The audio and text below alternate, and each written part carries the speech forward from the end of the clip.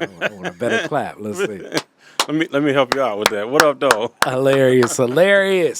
Well, welcome back to the Detroit is Different podcast studios. And I have somebody that definitely knows a little bit about sound, really through the eyes of music lens. And he gave the hand clap slate. Actually, that was like a real good clap. That would be like in I could see like a soulful like Dr. Dre and DJ Quick was talking about all these claps on his most recent Drink Champs. And Quick don't do a lot of interviews, but we ain't talking Quick. We talking somebody else that's definitely with the rhythm and with the bass. Say word. And you've probably definitely seen him on stage. He's been on some stages with me when I be jumping around yelling at folk from time to time. We need to get back up. You know, what's popping with that? Jumping around yelling at folks. My brother Kamau, how are you, my brother? I'm good, man. I'm doing good, brother. How are you? Man, everything's cool, man. Everything's cool, as I say. Like coming in with the smooth hand clap and the feel of it. I moonlighted as a hand clapper for D'Angelo. You know what I mean? Y'all don't have any idea, for people that love sound, how much it's perfect to search sound. So hence go to that Quick interview. And I don't even watch many interviews, but when I saw that clip, I'm like, I'm gonna have to go to this, because he's just talking about how Dr. Dre and him would just trade off sounds and claps and snares and drums. So I'm nerding out, as you all can connect to my life when I would be moonlighting in production, because sometimes you just, search for the right drum kick. It'll take you forever to find that right sound, because you hear it in your head, but you can't produce it. Mm-hmm. You can't find it, and it just go crazy, and you keep trying to find it. And it's a thing. It is definitely a thing. So music is one of those things, and you're into many others. We're going to start this how we always start. Some Detroit is Different. Music, business, other ventures. Yeah. But we're going to start with your Detroit story. How many generations deep are you and your people in the city? It would be 4 generations. My great-grandfather and great-grandmother came up to Detroit from Alabama. Whereabouts? We're in Alabama. We're in Alabama, yeah. It's a small town called Locopocha. Locopocha, where is that at? It's in Alabama. I want to say I literally had this conversation with my grandmother maybe 5-6 months ago, and I looked it up, and I can't remember. It's either close to Mobile or no. I can tell you it's close to Tuskegee. So wherever it's Tuskegee. Tuskegee is at. Okay. Yeah. All right. So 'cause my grandmother went to Tuskegee, high school. She went, she went to like middle school, high school in Tuskegee. Okay. For people that don't know, read Up From Slavery, Booker T. Washington's book, and you'll get the whole context of how Tuskegee becomes the Tuskegee University and ventures so much into leaning into agriculture of expanding what building can be for people. And Lord knows, Booker T. Washington is one of the most self-sufficient. It also sometimes polarizing in some black circles of thought process. I was trying to preempt you, because I know I hear all that. I grew up hearing that Booker T. Washington was a sellout. Yeah, and you believe that, thinking because he had that comment, cast down your boots where you are, and don't stress looking for equal rights from the white man. Work in their kitchen, work clean their boots, do the things necessary. But his focus was, go to work and create spaces for yourself, so you don't have to rely on other people. The messaging might not have been, the best, but the output, you can see his evidence of work. I mean, it still exists today. I mean, without Booker T. Washington, you don't have the labs for a George Washington Carver. And I don't know if a lot of you all know the relationship between George Washington Carver and Henry Ford, but basically the whole concept of the plant is called a plant because of George Washington Carver's teachings to Henry Ford. But that's just, Detroit history you know what I'm saying? We was going to school today. You know what I'm saying? You got to share that information. And I forgot, you're also a master teacher as well. So a master teacher. I just read, study, bro, See, that's what a master teacher would tell you. And when I say master teacher, meaning like he's helped shape the hearts and minds of young black children. But especially that young black boy that usually is like, it's like, yo, what's going on here? You know what I'm saying? Because it's different engagement with us. Yeah. We questioning everything. Everything. We questioning everything. Yes, sir. So within that questioning everything, so that's the roots. What led to them from Alabama to Detroit? The same for most black people that, were down south looking for better opportunities. My great grandfather had an opportunity. I want to say my grandmother told me that his brother, who I'm not really familiar with, came up first, got a job, sent up for he came up and started working, and then she came up. So my grandmother is a sibling of 9, so all of them didn't come up at one time. They all kind of, trickled up.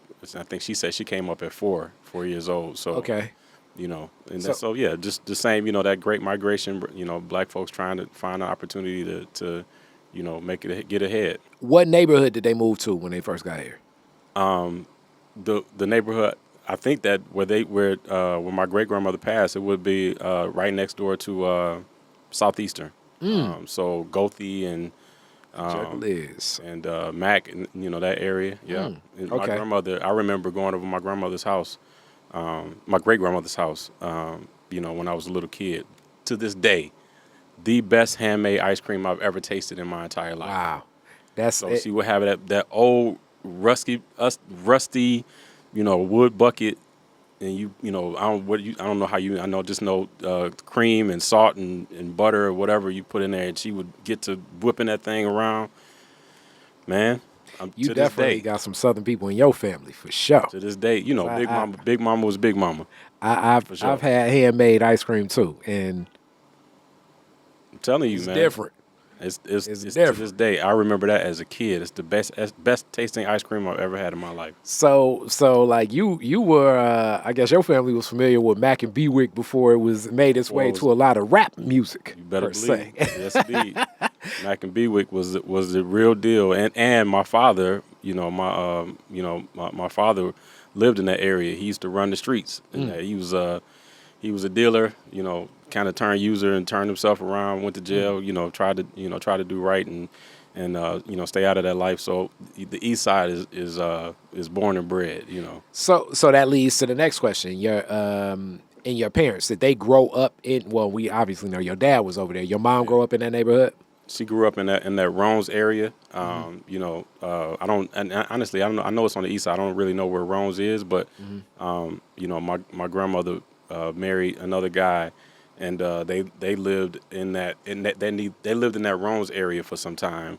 And when my grandmother broke up with her then husband, she lived in an apartment. I lived with my grandmother and my mother around the medical course, or in the medical course across the street from the emergency, from Children's Hospital.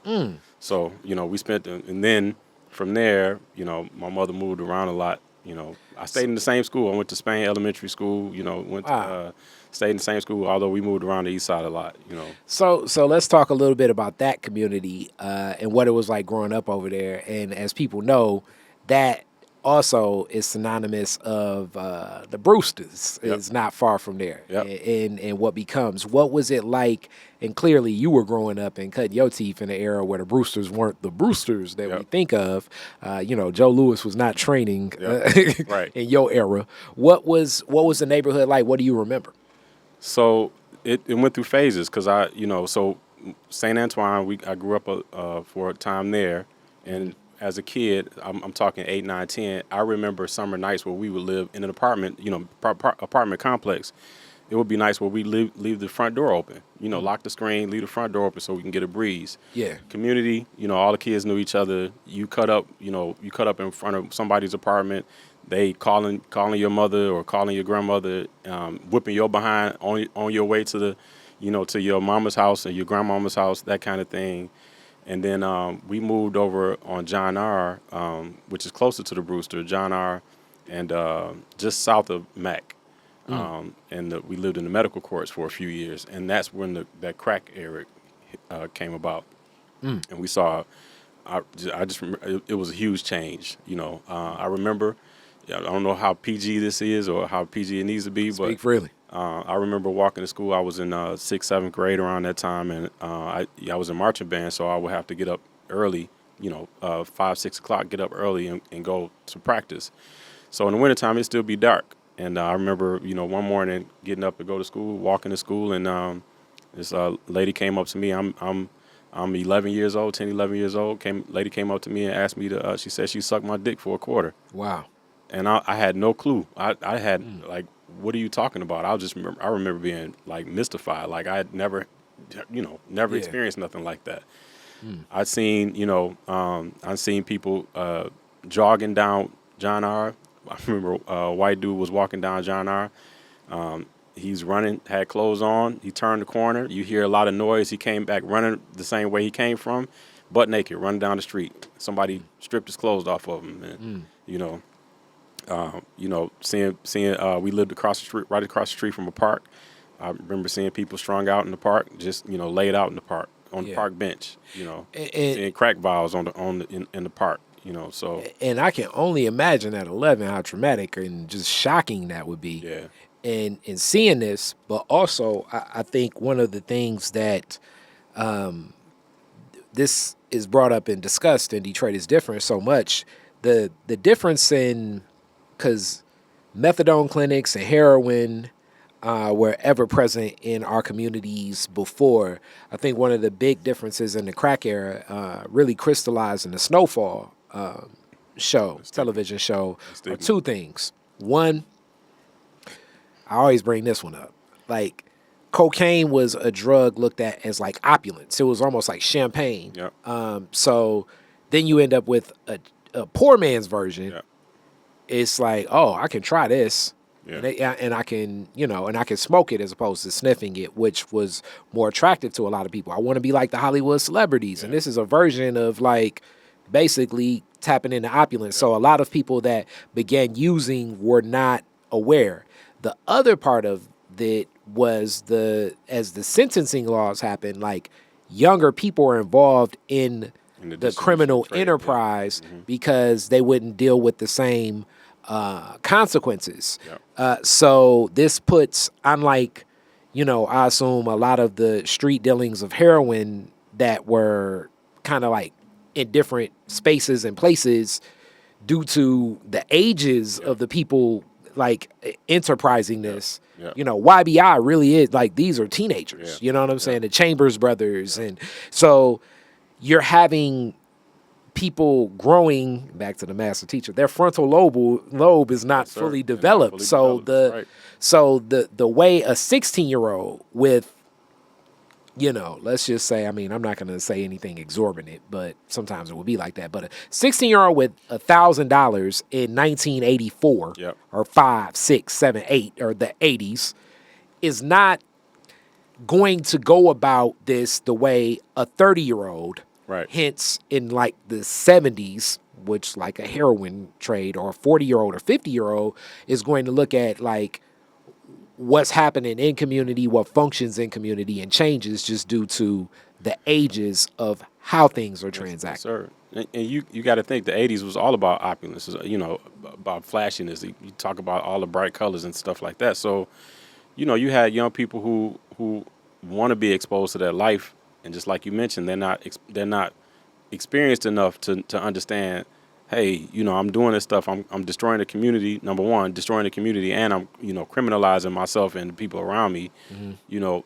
I'm making money, right? So a 16, 17, 18-year-old is not thinking about long term. They're thinking about right now. They making bank right now. And I grew up around some of those folks who were making money. You talking fur coats, and they be so crazy. You see rocking fur coats in the summertime, silk shirts. Yeah, that was the opulence. It was about the opulence of that lifestyle, and I was fortunate enough where I was scared enough of my mother where I wouldn't try to get involved in that stuff. But then it became more personal about me after seeing some people that I was close to get killed.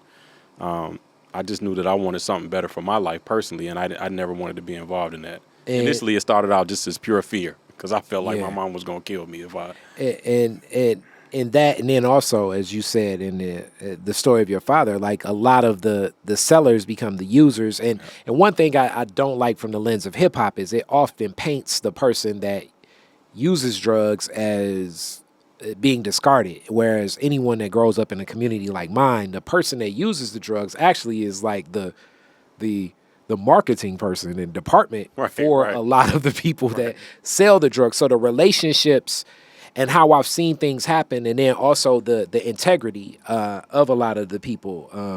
Another urban show, like I really like The Wire because the way it painted the picture, even though that was a heroin-based operation of Bubbles, because the integrity of a person using, and some of these people are like, your parents' friends, your neighbors' parents, sometimes people's parents. Like it's not as zero sum as like just they're just gonna be savage. It still was a lot of pride, integrity, shame, like everything. Also, the other layers of what's happening in our communities that are already under-resourced and impacted from being an American and being black, all running concurrent. The thing that The Wire did was it gave you the beauty and the ugliness on both sides. Yeah, it gave you the beauty of a governmental system that that's trying to do their best, but it also showed you how governments can condone or support horrible behavior. And you see a character like Omar, and it's funny you mentioned this because literally, last couple of weeks I went on a binge of it. Not a binge of the series, but more watching a lot of YouTube videos that talked about The Wire, literally over the last week, and just some of the intricacies of the characters. That's real life, and I think that's why it was so popular, because you can see somebody like a Marlo, or even an Omar, maybe not to that degree, but the beauty of having dualities, so many dualities. Omar, he was a cutthroat dude, but he had morals. Yeah, if you could have morals as a cutthroat dude.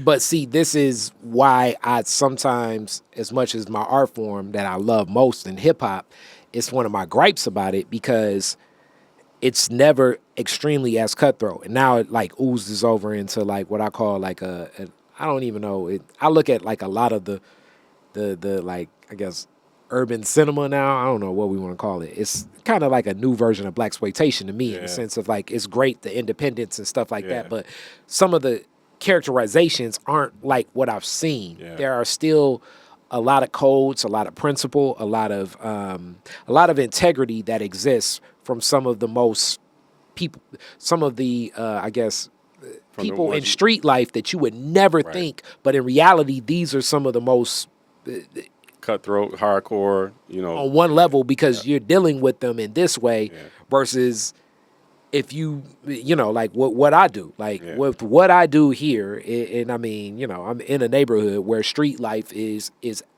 abundant, just because the opportunities that are here. And then people always say, man, you got this equipment here, you got all this here, you're not afraid. But I believe that a lot of the people support what's happening here because they see that my commitment to what it is being creative, and they just say, hey, that's that dude down the street that do the but I'm so committed to this that they're like, I'm cool, and I've always been comfortable being the guy that's a little bit different. So it's never been as exploitive and as predatory as sometimes people make it. Not saying that does not and could not exist, but the balance, and I do believe that a lot of those characters, I mean, one of them is one of those YouTube series I watch. It's like this thing called like Synopsis of Evil. It's interesting, but where it talks about Omar, a Marlo, a Prop Joe, especially Stringer Bell. When you look at like all of these dualities of how they became who they became, and how they support who they supported, and the people that they created based off of the kind of work that they did, or maybe not work, but just the influence that they had. It's you see, I saw people like that, not to that degree. It was, I think, obviously TV is always TV. It is no skewing. You can't skew reality from TV, but I can see a lot of characterizations in my life, from the people that were in my life, that were very similar to what I saw on The Wire. And that's where, like, even like I say, that Bubbles character reminded me so much of a lot of the people that I knew that would struggle with addiction. Yep. And I'm seeing it as struggle, but this is their choice. Yep. But they still move and live in life with a lot of principle. My father told me, I asked him, when you started using, what was that like? I didn't ask him because I want to be like you. I just like, what was that like? He said, and it was a look that I had seen him, I had never seen him give before, talking about it. It was kind of almost like he was euphoric talking about it, mm-hmm. But I think it just put him in that environment. So, the first time you use heroin, like, what was that like? He basically said, it's a high that you will chase for the rest of your life and you can never get back to it. The mm-hmm. first time you use it, it's something that you have never felt. You will never feel it again. And every time after that, you're chasing that first high. And the way he talked about it was almost like it was beautiful, but it was, you can see the duality in that, and he experienced this beautiful feeling the first time he used it, but because of that, it destroyed his life. And that reality, from so many of the people that, when I've had that question, when I asked that question to a lot of people, just in conversation, not in podcast chat. And I love that you were able to share that because I've heard it so much. And then the other part of it becomes, like a lot of things in our society as Black folks, it becomes your social circle. Yeah. So you go from society looking at you kind of turning their back. But then you got this other group of people that it's like, okay, we can get high together. Yep. So now it's like it's what's defined as Yusef, or now I should say Dr. Yusef Bunchy Shakur, calls it like a streetaholic, because, in like thugging and street life, like society may look at you like, we can't give you no job. Mm-hmm. Or if you get a job, you're going to be a temp employee and we're going to give you something that don't nobody really want to do. We want you to basically clean out the dead rats over there in the garbage. Mm-hmm. But then you go over here to this other circle. And it's like, hey, what up? And welcome. And you socialize into that environment, and you comfortable and support it. Yes. Even the duality of it is, I'm about to do some things that will definitely be predatory and harm so many people in my community. Yeah. But I'm welcome over here. Yep. It's like I'm welcome with this bullshit. Yep. But over here, in quote unquote normal society, it ain't really a space or place for me. You consider a pariah, yeah. So that where the is, in my neighborhood, if you fresh out, if you have served your time and you quote unquote return home, that's what makes it so tough. Because getting from scratch, fresh out of, serving 5, 6, some of the dudes I know then put in, full life sentences, 25 years. Mm-hmm. You know what I'm saying? It can get deep, and in that, man, you've touched, as y'all see the flow of Kamau, almost getting me to speak more in sociology. I got to get back some more even to your story. You said Spain band. Yeah. What was that like being in playing an instrument at such a young age? What connected you to that? I always, I've been a musical person since I can remember. I remember waking myself up, singing songs and stuff like that. And I think I joined because my friend joined, and marching band drums. What boy don't want to beat on drums? And so, hang on, he's trying to message me, but hopefully we can get some editing here. It's gonna flow. But as that marching band thing, I love that you're speaking of that connection, really connecting to a lot of young men, because I've heard that so many other times. Yeah. So I was in. I went to Spain, and if any of your listeners are familiar with Spain in the late '80s, this is when Miss Miller was the music director and band director, and she's the one that really turned the Spain marching band around. So I was in the marching band a year after it started making its turnaround. So the 2 years I was in marching band, we were doing Broad Street, we were in competitions, we were starting to win regional competitions and stuff like that. And then, the furthest we went was Canada. I think we went to Toronto, but after us, they started going to Africa and, traveling around the country and around the world and stuff like that. I think they went to Paris, if I remember correctly.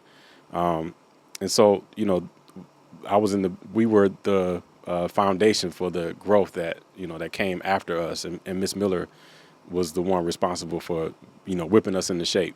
That's deep as you speak about that. So for people not from Detroit, Spain Elementary, you may see it from if you go through like Ellen DeGeneres, get some money to it, but even before Ellen and everything, way before, Spain was just known as an institution that was an elementary, middle that built one hell of a music department. My aunt Dolores was over there that had us there for a second. But most people that knew Spain, it became like an institution in the 80s for like, yo, you're going to go to this school and you're going to be a gateway similar to my alma mater, Northwestern, was in I would say like the 70s, late 60s for connecting to the Motown music musicians. But Spain became that just overall of like these kids are traveling the world, they're connecting to places. What was it like being a part of something so big as a kid? It changed my life, and it gave me some sense of direction, some sense of belonging, something that I wanted to be part of that was bigger than me. I had all my friends were in marching band. People looked up to the people. If you were in marching band, you were something. Mm-hmm. It was a great experience, and it's something that's very weird that I didn't continue. Number one, I wanted to go to Murray Wright. I graduated from high school in '87. And '87 was the year when a lot of kids were getting killed in Murray Wright, and my mother wasn't having it. So So what high school did you go to? I went to Davis Tech. School with no band, no nothing. Davis Tech didn't have nothing social. All we did was work on planes. By the time I graduated, so wait, I gotta let people know this also from Detroit. Detroit, I can spell the whole thing out for you. Has a city airport. Yeah. And inside of it, there is a school, Davis Aerospace. It used to be. It's not there anymore. I know. Yeah. Well, for a while there was a school, but please share about this. And it was about it was basically like in my mind I was thinking like everybody watched Top Gun. It was like that's what I want to do. So I think Top Gun came out 84, 85, something like that, and that's when Davis population started. Now, before it became Davis Tech, it was a vocational school, and I don't even remember the name of it before. Before it was called Davis Tech. But if anyone's familiar, if your listeners are familiar, Benjamin Oliver Davis Jr. was a aerospace. He was a Tuskegee Airman, and so they named the school after one of the first Tuskegee Airmen. And wait, I gotta also add this. He's talked about so much on this show, but this is something he's not talked about. Coleman Alexander Young, mayor of Detroit at the time, is also a Tuskegee Airman. Yes, indeed. Absolutely. Yes. I forgot about that, but you're absolutely right. Yep. So I want to say it became Davis Tech in 84, 85, something like that. And, I joined.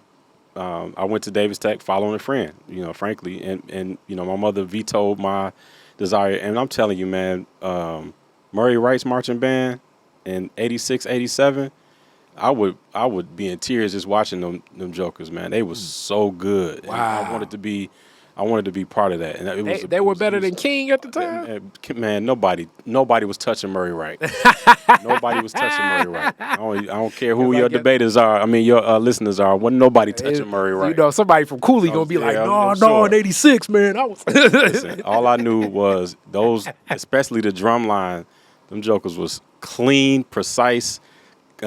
Solid, and I just wanted to be part of that. And but I remember one of the last experiences I remember, right before my mother was like, "Oh nope, hell no, that ain't happening." It was some kid got shot and killed over a silk shirt with leather like snakeskin. A snakeskin is something on the shoulders or something like that. And yeah, my mother was like, "Nah, you ain't doing that." So I didn't have any other option. Murray Wright was my only option. And so that Davis presents itself. And Davis Tech presented itself. I got accepted, and it was a small school. It was a great environment and good teachers. I pretty much coasted through until my senior year, until I started taking it seriously.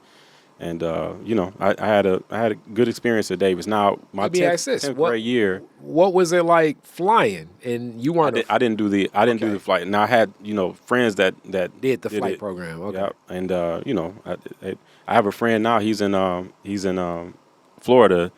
He doesn't fly. I think he went through that program, but he's like the Fort Lauderdale's executive airport's like main person. He runs the logistics for Fort Lauderdale's executive airport. Wow. So because for all of y'all that's been in there, I'm just messing with you. Yeah, like it's possible, and he's the only one that I know of. Now there are a lot of people that came out of Davis Tech, especially the classes that I was part of, that had really good paying jobs, especially in factories and engineers and things of that nature, because of the skills that we learned at the school. But my brother Carlton is the only one that I know that actually stuck in that field. Okay. So yeah, it was a good experience. Now in 10th grade, we got our ROTC, and that was like you might as well say we had a football team when we got ROTC. Wow. I mean, it became everything for Davis. So I started excelling in that, and by the time I graduated, I was the third highest ranking officer in my class in the school. So. Okay. I took it seriously, and then I wanted to go to the Air Force. We had Air Force ROTC, and I graduated in '91, and Gulf War was popping. I was gonna say that would put you at, because I'm timing this at '87. That puts you right at the start of that. Yes, indeed. That's Whitney Houston singing Star Spangled Banner and everything, and in my mind as a kid, it's like I remember that's when the Undertaker came out and was released in WrestleMania. This timing. So did you move forward with the Air Force? Nope. Yeah. So your mom was like, "Hey, nope. Let's pause on that one." Number one, because my her brother, my uncle, went to Vietnam and exposed to Agent Orange. I later interviewed, when I was in college, I interviewed another Vietnam vet who told me about a lot of his experiences. Yeah. About especially, with his own, against the Army, white officers and his white, what do you call it? You mean with soldiers, the other person? Soldiers, yeah. White soldiers harassing them. He would tell me about how they always send the black people in the front, and it would be white. I mean, when you soldiers. say that, let's just go to Stevie Wonder. Great song. They got me standing in the front line. Check that. Stevie Wonder was dropping all types of sayings throughout the 70s, boy. And so definitely, where do you pivot from there? So I went to Western. I got in, a recruiter. Shout outs to Mr. Payne. Recruiter came in the Western, and that was pretty much my only option. My grades. So let me say this: shout out to your mom too, because your mom is always guiding you like, that ain't gonna fit. She wasn't. She didn't tell me where to go. She just told me where I wasn't going. Hilarious. And that was, it was good because for the most part, I followed the advice. I mean, I could have still. I was old enough to to go to the Air Force, but she said no. I don't know nothing else. I'm just West side of the state, early '90s. Yeah. It's already Detroit is different, but right now, it's you know what I'm saying. Like right now, the West side of the state, it feels a lot more connected. Now, what was it like then? It was like being in the South, man. We used to call Kalamazoo Calabama, man. Like it was like being in the South, and we were insulated because of the university, but it was nothing to do. It was nothing to do at Western when I graduated. So you just stayed on campus, and you hung out with the black folks. And were you a part of like the Black Student Union and all of that stuff? I got involved with that. My brother Sporty, he got me involved. He saw something in me when I You know, I would go to these rallies. You know, we talking 91, 92, Rodney King. You know, the Rodney King verdict popping off. So wait, time out. What was a Rodney King rally in Kalamazoo like? It was all on campus. Everything was, you know, we would do a lot of discussion sessions and stuff like that. Now, if it was stuff happening off campus, I couldn't tell you because I stayed on campus. I didn't move off campus until like 93, 94. So within the Black Student Union, similar to when I just interviewed Omari Barksdale speaking about his experience at Ferris, it still was like almost like it still felt a little different worldish. Yeah. And people even talk about like experiences like that. Like people would, you know, it's like, hey, the Black students would watch and live in color together and different things like that. Yeah. I remember being at, we had our Division of Minority Affairs, and that was a spot where you hang out because it was a welcoming spot, you know. So you would go to DMA and you know, they'd be watching Maury or not Maury, but whatever the very similar to Maury was at the time. I can't think of what it was, but you know, and then it probably would be like Jerry Springer. It was Jerry Springer. Jerry Springer. Yeah, Okay. Jerry Springer. So we, you know, 93, 94. That was about that time. But you know, there were a lot of progressive Black professors that were on campus, and a few white professors. Like who? Dr. Ben Wilson. You know, I had one of my first teachers was a white woman, Gloria Cottrell. She actually got me published in one of her books about studying. Wow. She was very progressive. Oh goodness gracious, man! My brain on names, but I can see faces, but I can't remember names. But even you know, Mr. Payne, who Vernon Payne, who recruited me, he was at that time, he was I think one of the athletic directors, or you know, something with the athletics department. But it was people that we can rely on, that we had support. Even though we were small in numbers, we had a lot of support. If you tapped into that community, you would stay engaged. And you know, I had my roommate was sporty. He was like, you know how to talk. Join this organization. I'm gonna get you on this organization and do this and do that. And so I got tapped into that and started, you know, just, you know, being a rebel rouser, man. And you know, my brother Jamon Jordan, who was when I started in the MLK program, MLK Rosa Parks program. He was my TA or my RA. Oh man! You know, next time I see Jamon, I'm definitely bringing this up. I'm gonna be like, "What was Kamau like?" Yep. He'll tell you, we hung out. We'd be plenty of times, man, where we, he'd be holding court, you know, with 4 or 5 of us. So even back then, he's always been, brother's been beyond. Like, you talk about knowledgeable, man. Jamon is the kind of person when I would watch him, I became more of a person like that, where, you know, we'd be having a conversation about something. And he just go grab a book, and then I mean a thick book, and like flip through the page and go right to the page to make his point. So that's interesting. But this also puts you on campus during 2 big things that happen.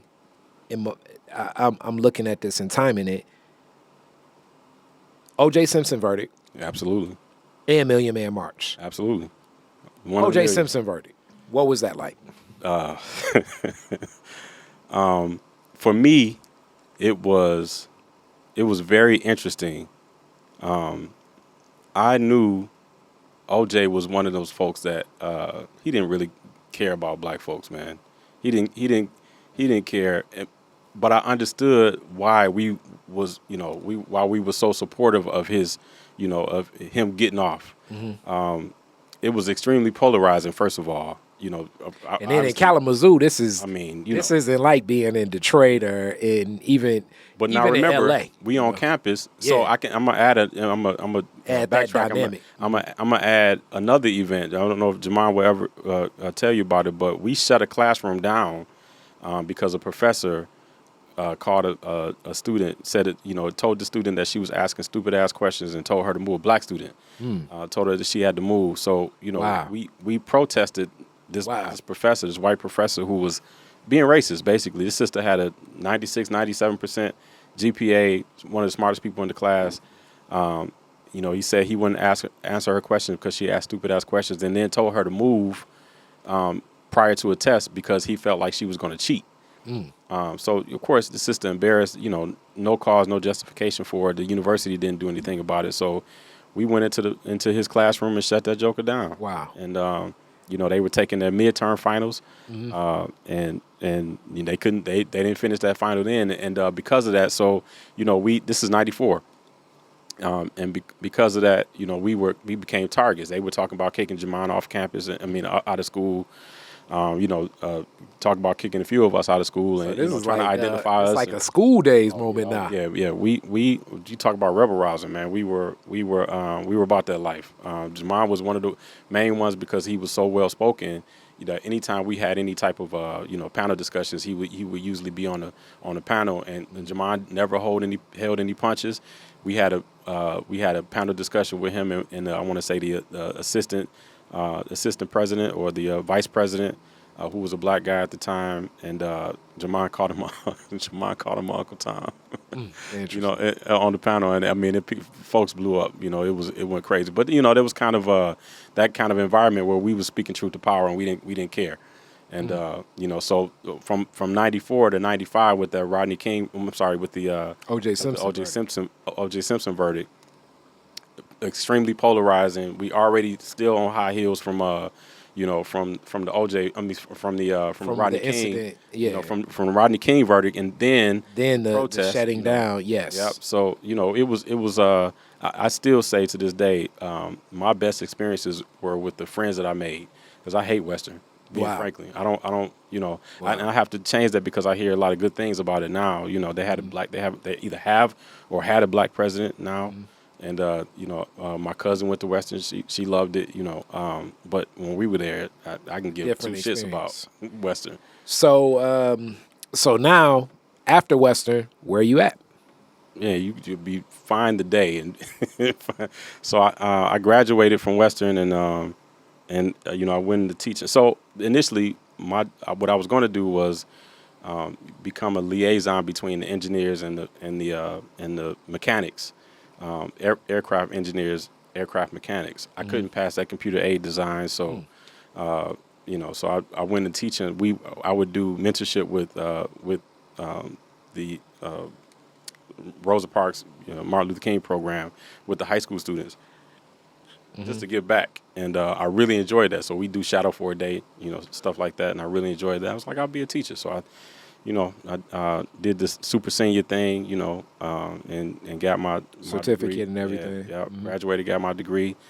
Taught for about 10 years, and then, I was laid off, at the time when my first son was being born, and I just got fed up with the whole school system, the way it's structured now, because everything is bureaucratic. It's about, teaching to pass tests and, meeting numbers and stuff like that. I didn't want nothing to do with that. And being as it's always so sought out, and even when I think about it, when I was that kid, like the black male teacher needed in black school. That's what they say. Is definitely what's spoke about. Like, so my dad even talks about it, because just the structure of the school is just so different. So, when my dad would volunteer at the school with my nephew, he would just do push-up contests with the kids so they could sit down and calm down. Because just having that understanding, because if you really haven't grown up with like that young black male presence, Jawaza Kinjufu, yes, some of even Dr. Umar's teachings, it's you're thinking that this kid has behavioral issues or something like that, and sometimes it's just like, nah, he's supposed to be a little active. He's supposed to question everything. He's supposed to almost push against the system. Jamon Jordan was one of those students, as we know. So, like, to know what that balance is, and then just who that cool teacher is, that guy in the hallway that can walk in and be like, "Hey, what y'all doing? Come on, man." So full circle, I when I graduated, I taught at Cass. I did my student teaching at Cass, and one of my first jobs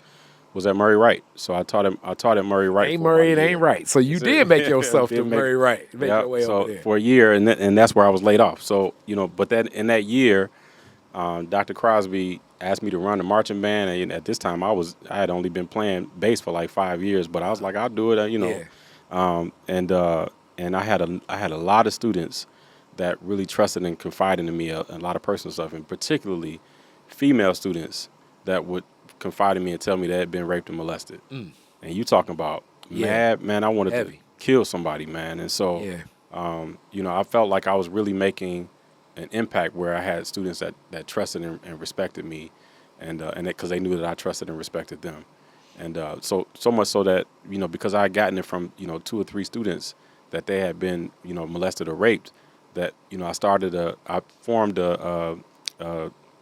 like a panel discussion at Murray Wright to deal with rape and molestation in the Black community.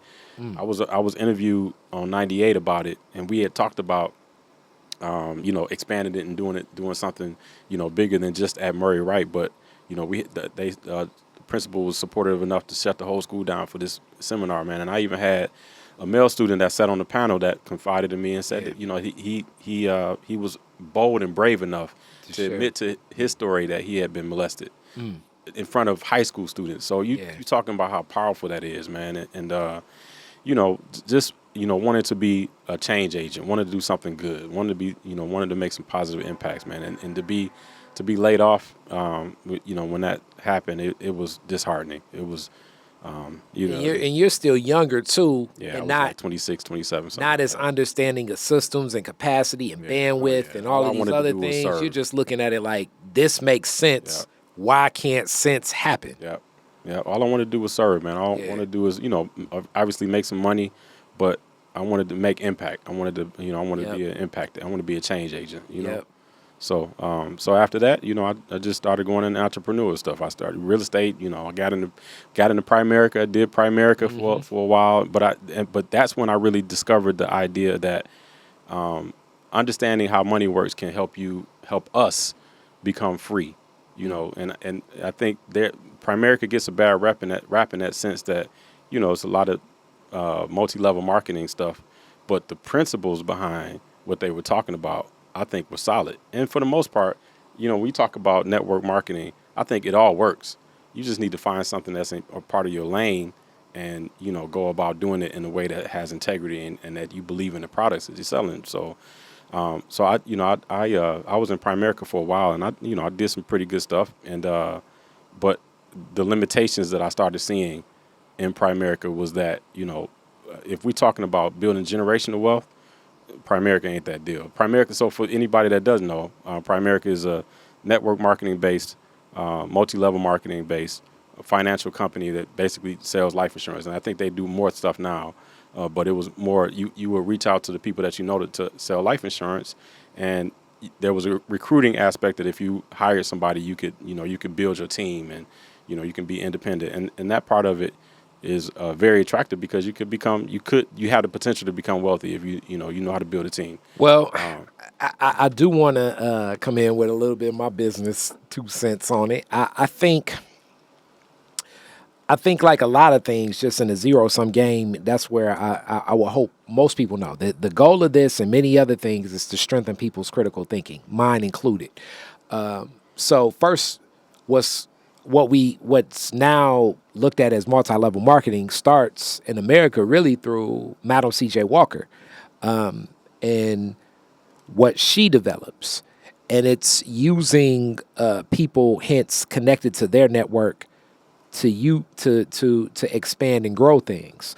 During COVID, a lot of people was like, oh man, you can get a susu and all of this stuff. And these people been doing it for years and that's how they get rich and da-da-da-da. I think it can become and feel exploitive when it feels as though you're where you see one person where you're or so forcing things upon people, and then like you say, also one is profiting more than others. Yeah. The goal is to definitely build within a network where things sell, because it's all business is done through relationship based and selling.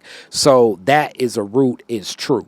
And where things are at, where things can be comfortable. And then also having realistic expectations for what could be done and how things could go. So here we go. Everyone, like in the city of Detroit, Detroiters love Cartier glasses. You know what I'm saying? So that's something that people would be like, okay, this is a commodity.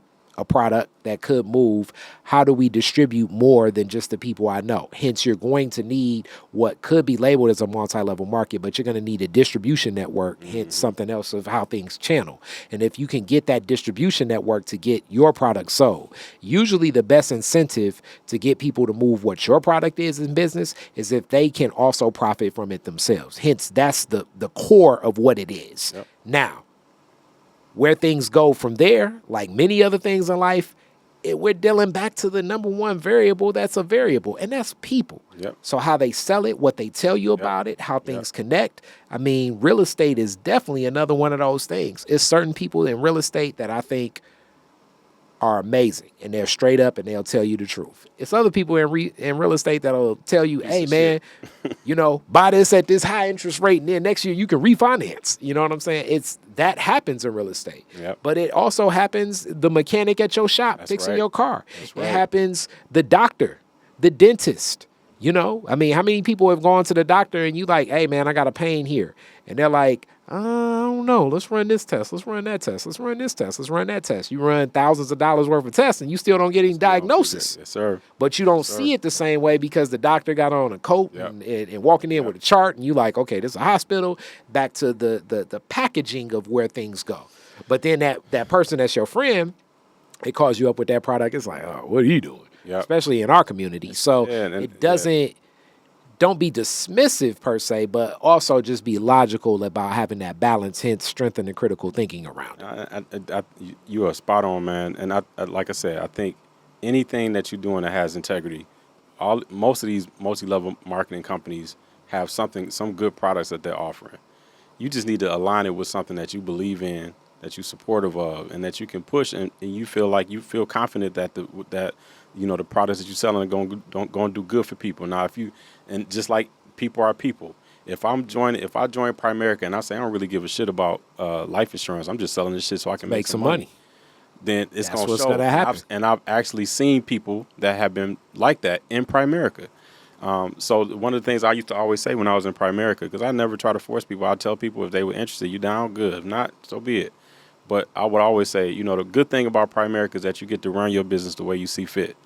The bad thing about Primerica is that you get to run the business the way you see fit, right? It's the same thing. It's how you do it. You are the critical person in that. You are the element in that's going to make this thing successful or not. You are the one that's in Primerica or in multi-level marketing or whatever business, whatever business it is itself. Yeah. And in reality, even when I do life insurance. I work with an agency, an independent agency, and I sell life insurance. And one of the key things that I try to make sure people understand is, yes, I work with this agency, but you're not getting the life insurance through this agency. You're getting it through me, right? So I'm responsible for this experience that you're going to have. So if you have a bad experience, it's not because of this agency, it's because of me. If you have a good experience, it's not because of the agency, it's because of me. Now, I get support from the agency to help you have this good experience.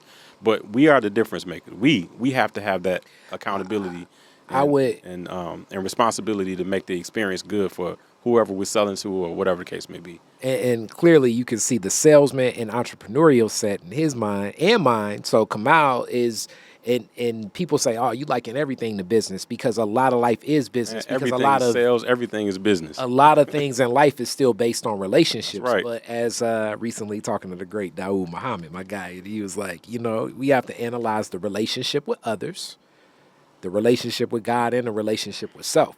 So those three relationships are so key and pivotal in everything. And it's still oozing around in my mind and crystallizing as he usually drop a lot of game on me. But even outside of a business, it's the same thing. It's your integrity. That's right. It's your character. We can't control. Like the serenity prayer is applicable in so many ways, things you can control and things you can't control. I can have character integrity about the things I can control. Yep. And depending upon how I'm shaken by the things that I can't control, that's where I get to make that decision. Yeah. And even with this, like people say, oh man, you could have got more views or whatever. It's like, I'm trying to turn over as many stones as possible. Yeah. And if I turn over every stone, then it will create the opportunities where for myself to look back and say, I touched every base. Right. That's right. I touched every base. And you do it with integrity and you do it organically. Yeah. Right? You know? And I think it plays out in so many relationships. And it's a term that is often used in America and we don't like it, but it's a lot of entitlement in our society. Yeah. The reality is, I believe some of that entitlement is actual, like that's a feeling you should have based on where things are at, especially us as, what we've dealt with as Detroiters, as black people. You talk about going through the crack era and all of that stuff. Like a feeling of entitlement is real. So it's not like, say, pay me my money. it's not like, yo, I'm all for, like, not all for. You guys have seen my video essay about reparations and my stance on it. Yeah. It's definitely due. Yeah. But out of that, I can't take the entitlement and leave that as the justification to not put in my own works. Facts. And play my role that I play in my life, hence part of society, hence my relationship with self and my relationship with God. Yeah. That doesn't supersede that. I can't say, oh man, it's janky because they owe me, so I'm not going to do it. Nah, it don't. That's not where I'm standing on my character and my principle. Yeah. I'm going to advocate for reparations, but I'm still going to wake up and do the Kari Frazier, Detroit is different, creative differences, marketing thing, and I'm going to add more to the mix because that's how I'm going to get down. That's right. And we all need to find our lane and how we going to get down and make action based off of who you are. And part of that, we're having conversations now. I'm neither party is mine, not the jackass or the elephant, but I am definitely supporting Kamala Harris because there's key differences between, what we're facing and with Donald Trump and who Kamala Harris is. So much so that there are a lot of things that we need to turn over, and I'm sure, hopefully, I'm not jumping the gun. No, speak. There are a lot of misnomers about this woman that keep being perpetuated that we haven't researched and studied, and people are making justifications about why they're not supporting her. The one thing that we've always been very clear about is where Donald Trump stands as it relates to the black community. And so from my perspective, like I said, I'm not a Democrat or a Republican, but I support the platform. And the platform says we need to do what we can to make a difference in our community. And now, with that support, it doesn't mean just blanket support. It doesn't mean just, support Kamala Harris and just, let her run rampant. We need to collectively come up with an agenda that speaks to what we need to have happen in our communities, what we need to have accomplished. So reparations is one of those things. And if we are to really have some significant changes made, then we need to really be speaking to her about, you got our support, but what are you providing for us? I think it's interesting you got me here because so many people may ask, in my opinion, more so in casual, and we as we get to a close. So I want to give this and then get your feedback after this, then go to the classic questions. It's back to grounding in context for me, period.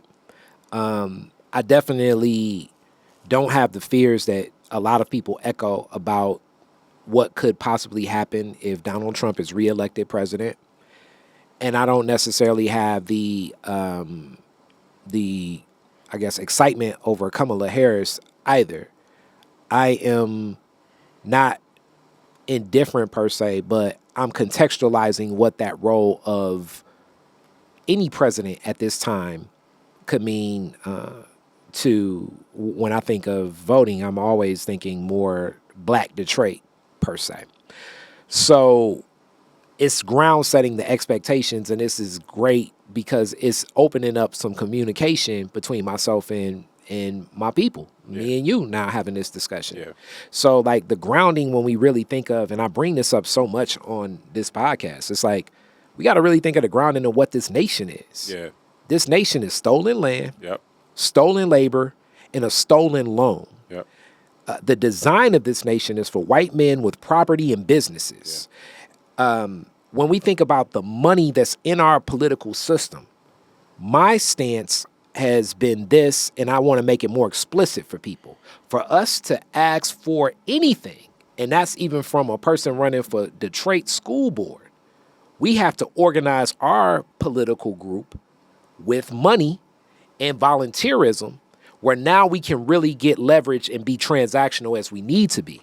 So even if it were you know, I don't know who one of my most beloved people is, but like, I don't know. I really like Deion Sanders. If Deion Sanders runs for president, you almost got the Cardi Frazier vote just because it's like, I like prime time. Yeah. But if I don't have any leverage and I see other groups have given millions to the coffers, other groups have given assets of volunteers, other groups have given almost like blocks of votes directly, then when Deion looks down the list of like, okay, what is he going to give this Detroit is different group? This is a logical thing where I think that I look at this discussion of the presidential election can be a time where I'm going to advocate more and push for like, this is a time for us to look at where voting is. So I'm going to bring this up to, I don't want to say the candidate or whatever, but they're in office now. And I felt like it was dismissive. It was a statewide election. And it was put together by a prominent family in Indian Village, black family. And the elected official was left a group in Grosse Pointe, came to the black family's home. And I came specifically with a $200 check, which that ain't a whole lot of money. But for me, that was a good leverage. And it was just to hear the thought process. But it also was an action to say, okay, when you meet with us, all of us need to put this in. Yep. So when I said that, the room looked at me like, he crazy. Then I walked outside and I was like, yo, we should gather this. Yeah. Then the candidate came and the people came. They didn't even have the form for me to give money. And this is an Indian Village. So I'm thinking to myself, like, if this meeting is happening in Indian Village in Detroit, and this is a statewide election that will impact the state, and they're not organized, and they're not even necessarily looking at us as black folks to even have money to give. Yeah. And I know that group in Grosse Pointe had money to give because they was talking about all our money stuff was down the street. Right. Yeah. That basically tells me that they're looking at us as if we're not even necessarily going to give to. Yeah. We're only looking to get something from, which goes back into, like I say, we have a stance completely, so many arguments for that entitlement. But if we've seen that if we see that the way that politics is played out in America is very transactional and we're not being transactional in it, that's right. What expectations are we really expecting from whomever that's right. that candidate is, going back to the Deion Sanders concept. Yep. So hence, I believe the organizing must come with this is what we have. Yeah.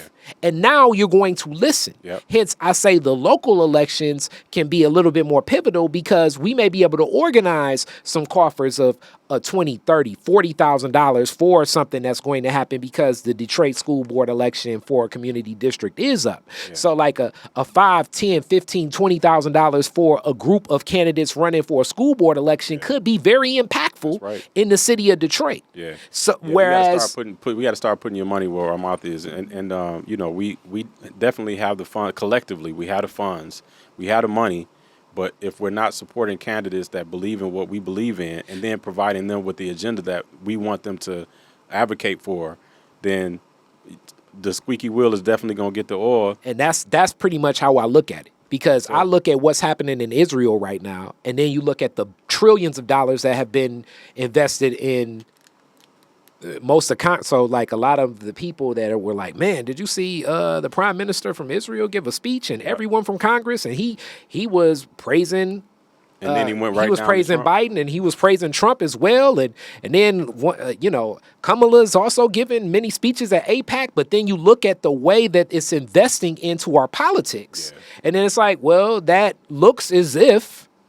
Because that would make a sense because their influence is connected. And they are providing money. They provide a lot of money to both sides to get their support. You know, all candidates. To all candidates. And so, yeah, you talk about a huge moneyed interest, and that's the way the game is played in this country. You're absolutely right. It's transactional. So number one, we are not going to get respect until we show respect for ourselves. So that means supporting black businesses. That means telling black business owners when they're screwing up. That also means black business owners being patient with black people when they come into the store screwing up, because we have 400 or 500 years of bullshit that we have to sift through in order to get to the root of the issue, which is white supremacy has screwed up everything. And if you haven't read the book Caste, and how from Isabel Wilkerson, how the white supremacy and the caste system supports the development of white supremacy. You definitely should read that book because it's extremely powerful. But from that context of understanding our place in this country as to how we got to where we got to, why we don't support each other, why we look at each other negatively, why we have a low self-esteem or a low self-image of ourselves. All of those things are factors that we have not had an opportunity. Sociological dynamics. We've never had an opportunity to deal with that over 400 or 500 years. I agree. One of the books I look to is a tougher read, but Dr. Amos Wilson. I'm so glad that he has a lot of his Blueprint for Black Power. Blueprint for Black Power. Yes, I mean, and what he gives and as the psychosis. Yeah. So even this discussion we're having politically, it's like it's on multitude of levels. So and when you have this, hence that strengthening the critical thinking, so we can go there. But I definitely urge of all of you all, as many people did through it, we need to gather the resources if we're looking for things to be swayed politically, because there are other groups of interest that are swaying people that we're looking for with that we're looking to endear for us politically, that are being very transactional with politicians. And it's sad as far as I'm concerned when I think about that gathering. But the reality is I was the only person that was willing to give some money that day. Yeah. And I considered that a more affluent group of black people around the city of Detroit. Yeah. We're not going to make progress until we put dollars behind the candidates that we want to win. Number one, it takes dollars to win campaigns, and when you put some dollars behind it, you get support. Now, imagine if we show well, not just dollars, but also foot soldiers from these Detroiters different. Interviews, the way that I found out the relationship between the Shrine of the Black Madonna and the winning election of Mayor Coleman Young. Yeah. Because of the foot soldiers. Yeah. Because all of us may not necessarily be able to put in the $200, but we may be able to walk. And I'm not even saying necessarily every Saturday you got to walk the block. You can walk the block, your block. That's right. And knock them doors. If we had those soldiers ready to say, like, look, all right, we got everybody on these posts ready, depending upon your commitment to this platform of this is what we want. Reparations is a yes. And we don't want anything like, hey, it'll be like reparations if you get no. Nope. Specifically, yes to reparations. And when is now it's like, okay, he agreed. We got 100 people walking their blocks, so 100 blocks will be walked. Things like that are to me strategically, if we're looking at politics as being one of the key points, which it can be, to heighten the quality of life in our community. That's how I think we have to function, because clearly the transactional way is the way that this has been played, because we're gonna always be last on the list. Yeah. What my man say from the root? We in America now. We in America. you in the U.S. You got to operate on how the U.S. operates, and the U.S. operates on dollars. And that's just the reality. And now it's up to us to ID and define how our dollars work to message the things that we need to have messaged. And that's where the other functionality, and I love that you even talked about knowing finance and getting in, or not knowing, but the strength of understanding how financial systems work, because it's even more than a science. It's like everything in America. The other analogy I often say, it's like, I grew up in the hood. I had a hoop in my backyard. When you play in another person's backyard, the rules always change. Out of bounds, you hit that shot, it ain't a 2-pointer, it's out of bounds. You know what I'm saying?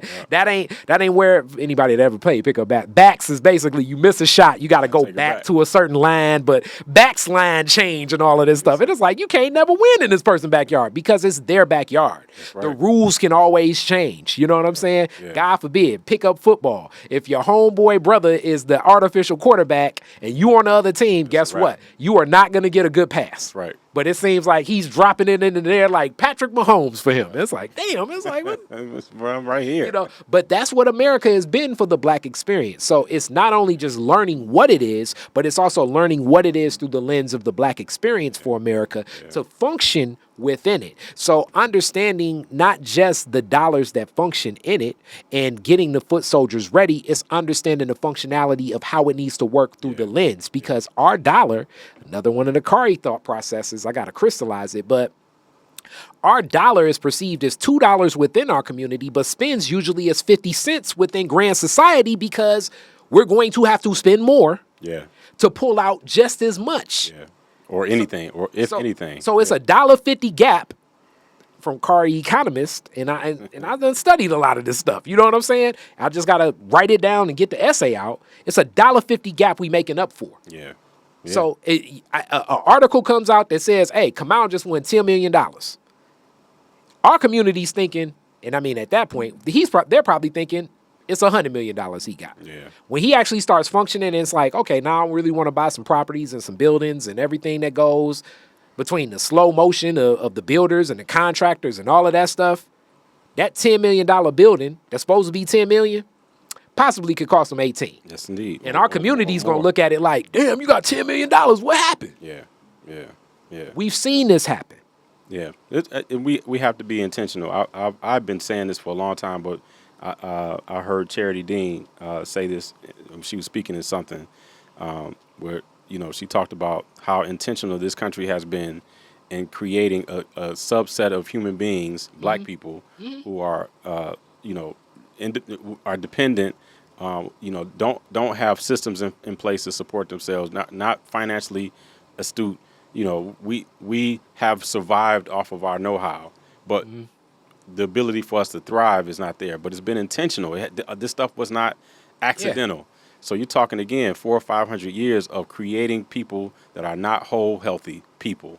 And, creating people that figure out how to make it, figure out how to get by. They work on the survivor mentality, right? We are built that way. We know how to survive, but it takes more to turn from survival to creating generational wealth and creating sustainable systems and things of that nature. So as intentional as it was to create black people that were, disenfranchised and out of the system, we have to be as intentional with creating that for ourselves. And so that means intentionally supporting black-owned businesses.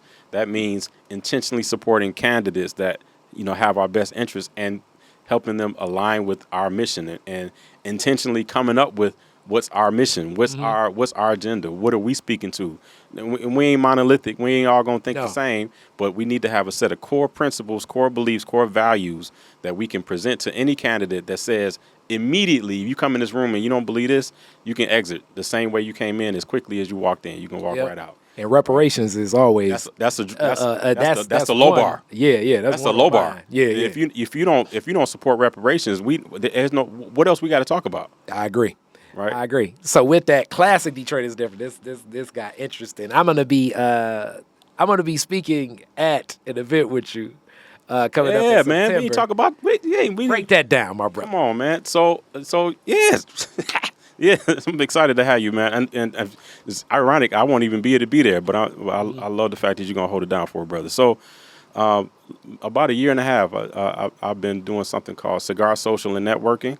And the focus of Cigar Social and Networking is to create a space for black professionals to connect, engage, network with each other, and share resources. And I'm going to tell you really quickly about the differences in networking that I feel is happening. But we do it under the context of having a cigar and, chill environment and supporting. Now, the biggest difference, the differentiator that I'm establishing with Cigar Social and Networking, anytime we talk about networking, nobody likes to do it.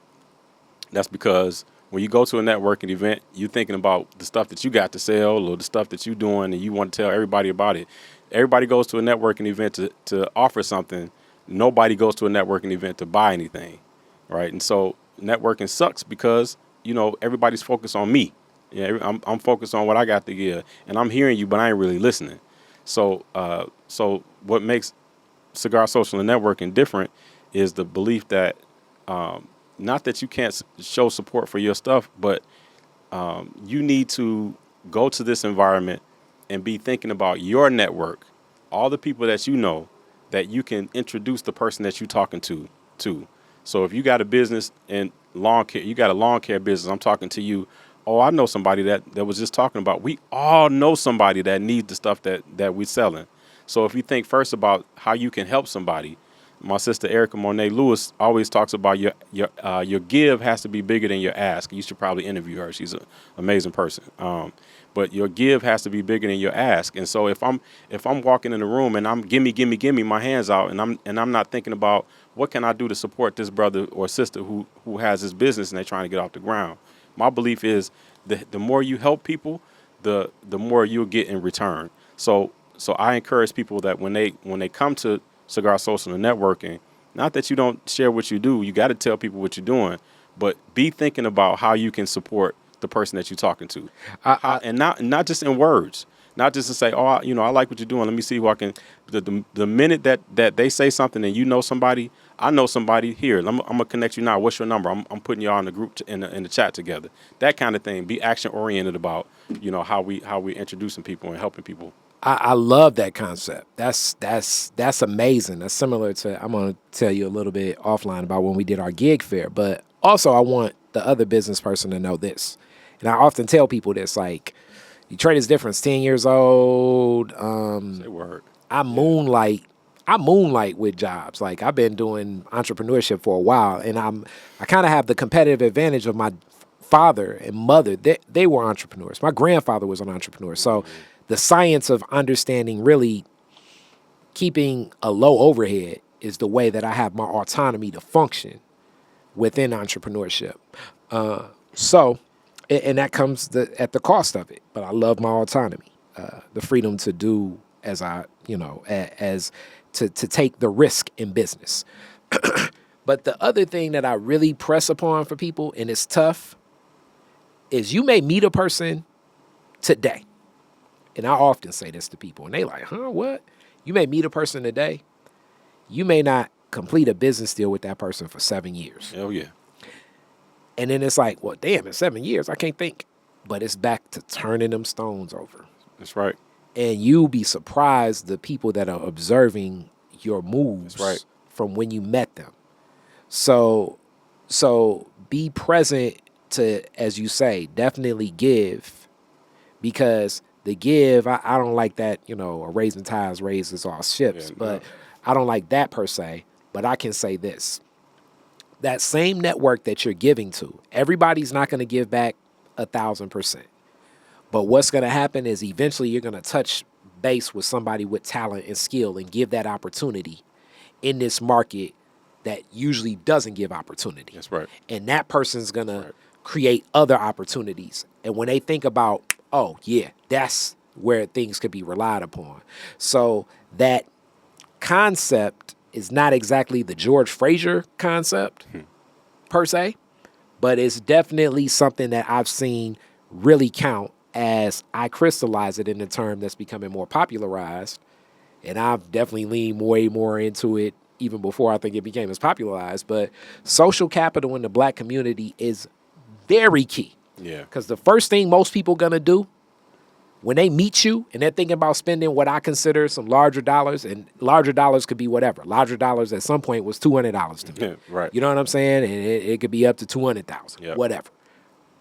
The first thing they're going to do is they're going to get on the phone and be like, hey, you in this world, what you know about him? That's right. He say he sell life insurance. Hey, you in this world, you in the podcasting. Yep. What you know about this podcaster? And you know what's funny about that is it comes right back to this conversation we had earlier about who you are, what type of integrity you have, right? So you talking about business, you talk about relationships. Everything is based on your level of integrity and how somebody speaks about you when you ain't around. And so, I can be a millionaire selling life insurance. I can be a millionaire selling life insurance. But if my shit stank and I'm doing it the wrong way, how long is that gonna last? And in our community, the number one way your shit can stink is what your friend said, basically. If you always like give. I mean, if you're always like take,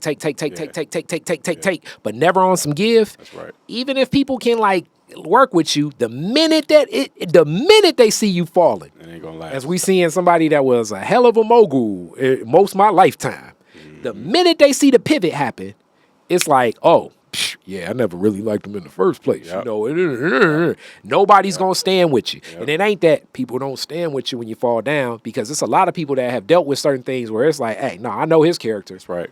That's right. It must be so on you that Right. you had that experience with him, or Yep. you had that experience with her. Yep. And you Because as allowed far as that I'm experience. concerned, Yep. they good money. Yep. Yep. Yeah, man. Yeah, it's all about who you stand on, like who you are, on 10 toes down. You know? Hey, I love it. I love it. So with that, man, definitely. And how often does this happen? Where is it at? How do people connect? So you can connect with me on Instagram. I am Kamau. I am Kamau. We do Cigar Social and Networking at over the summer. We've been doing it at Soul on Ice, which is where we'll be when you host it next month. Yeah. Black-owned establishment. I always try to support Black-owned as much as I can. So that'll be September 5th from 6 to 8. So, if your listeners want the info, I can get you the information. You can, post it. I'm going to splash this on the end and all that. Yeah. And then after September, we're going to be away from Soul on Ice. I'm thinking we'll be at Good Times on the Ave, another Black-owned establishment. Yep. But, we haven't defined that yet, but I think that's where we'll be starting in October. And yeah, this is something we do once a month, first Thursday of every month. First Thursday of the month. Today is the first Thursday of the month. This is why we're rocking it out tonight. So if you, I don't know, is this going out tonight or is this?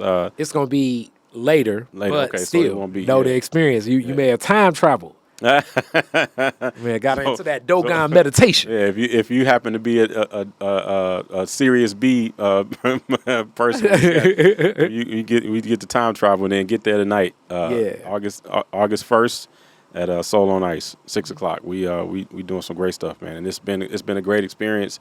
Had some really good people come through, and it's always been positive to share space with folks and just vibe out, chill out, smoke a stick, get your drink, good people. All right, so with that, close out with the classic Detroit is different. Very first car, year, make, and model, year you got it. I got it in '95. It was an '85 Buick Skylark. It was rusty. It was rusty. My father bought it for me, $400. Okay. That joker was a road warrior. Hilarious. Hey, man. That was real metal back then. I'm telling you, and never got stuck in snow. Never got stuck in snow. Never got stuck in. I'm telling you, man, it was steel. I was pushing through when them plastic cars would be plastic trucks getting stuck everywhere. I'd be like, plastic truck. You on the lodge looking at it with snow falling. Like, look at him. Man, never got stuck. that little heavy joker, dog. Where was the first place you went with it? Where did I go? I don't know. I was at West. Well, I got it here in Detroit, and so the first place I went was back up to school with it. So, that's a young man's thought process to take that Skylark, to drive it back across state. I'm telling you, man. Yeah, bro, I done drove that car. I drove that car everywhere, man. I can tell you, man. I think it was like 50,000, 60,000 miles on it. Whoever had it before me, they didn't drive it, but it was rusty. It worked. Okay, hey, there we go. Shout out Pops. All right. You're the DJ at the end of the fireworks. Woodward and Jefferson. You get to play 2 songs. What you playing? Shit. DJ at the end of the fireworks. I'm playing something from Dead Prez. I'm playing something from D'Angelo. Okay. So you don't know what song. So I guess in D'Angelo, I mean, we got to play When We Get By, I'm assuming. And with Dead Prayers, I would play... I go with hip hop, big, okay, all right, there we go. Yeah. I'm playing. For fire. That's my protest. I don't give a shit about fire. Okay, all right. There we go. All right. There we go. RBGs. Yeah. And you could rename Woodward after one Detroiter. Who would it be and why?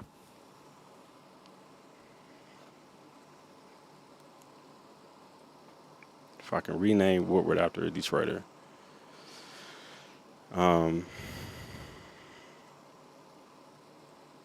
Man, I'm off the top. I'm thinking Call Me Young.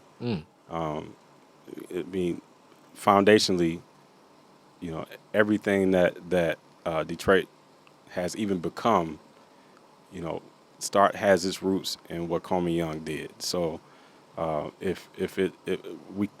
we have to bear witness to that legacy that is Kamau Young. And I think the fact that people are trying to forget the things that he's accomplished for the city and the things that he fought for, the things that he passed up, the lack of support that he got that he didn't get. We can't forget that. So he stood 10 toes down for Black Detroiters, and if there's anything, I would say we need a street like Woodward to be named after him. He's the one most named, and for a reason. Love it. Thank you, my brother. Detroit is different. Peace. Peace and blessings. Detroit is Different is where you get information, artistry, history, music, and even comedy. Detroit is Different, a home for the culture of Detroit. Visit online at DetroitisDifferent.com today.